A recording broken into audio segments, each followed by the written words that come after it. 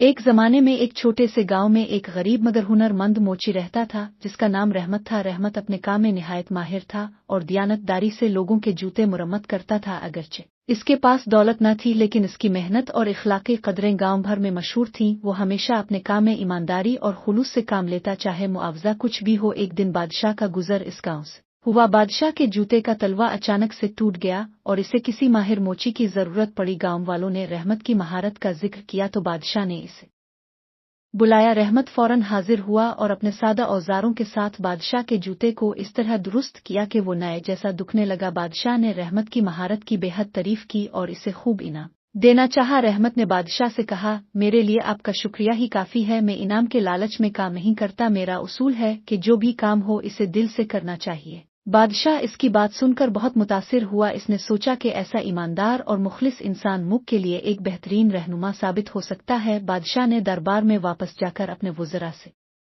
مشورہ کیا اور فیصلہ کیا کہ رحمت کو اس کی ایمانداری اور محنت کے صلے میں ایک دن کے لیے بادشاہ بنایا جائے۔ اگلے دن بادشاہ نے رحمت کو دربار میں بلایا اور اسے اعلان کیا کہ وہ آج سے ایک دن کے لیے بادشاہ ہوگا۔ رحمت حیران رہ گیا لیکن بادشاہ کی بات مانتے ہوئے وہ تخت پر بیٹھ گیا۔ بادشاہ بننے کے بعد رحمت نے سب سے پہلے اپنے گاؤں اور دوسرے علاقوں کے مسائل سنے۔ وہ جانتا تھا کہ غریبوں کے لیے سب سے بڑی مشکل انصاف اور روزگار کی کمی ہوتی ہے۔ اس نے حکم دیا کہ غریبوں کو روزگار فراہم کیا جائے اور امیروں کو غریبوں کی مدد کرنے کی تلقین کی جائے۔ اس نے انصاف کے نظام کو بہتر بنانے کے لیے اقدامات کیے اور ہر شخص کے ساتھ مساوی سلوک کا وعدہ کیا۔ دن کے آخر میں بادشاہ نے رحمت سے پوچھا، تم نے اس ایک دن میں کیا سیکھا؟ رحمت نے جواب دیا، بادشاہ بننا آسان نہیں ہوتا لیکن اگر بادشاہ انصاف پسند ہو تو وہ رعایا کی دعاؤں سے خوشحال ہوتا ہے۔ بادشاہ نے مسکراتے ہوئے کہا، تم ایک دن کے بادشاہ نہیں بلکہ ہمیشہ کے لیے لوگوں کے دلوں کے بادشاہ ہو۔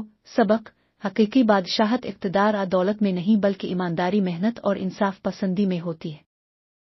اس طرح کی مزید اچھی کہانیوں کے لیے ہمارے چینل دلچسپ کہانیاں کو سبسکرائب کریں۔ شکریہ۔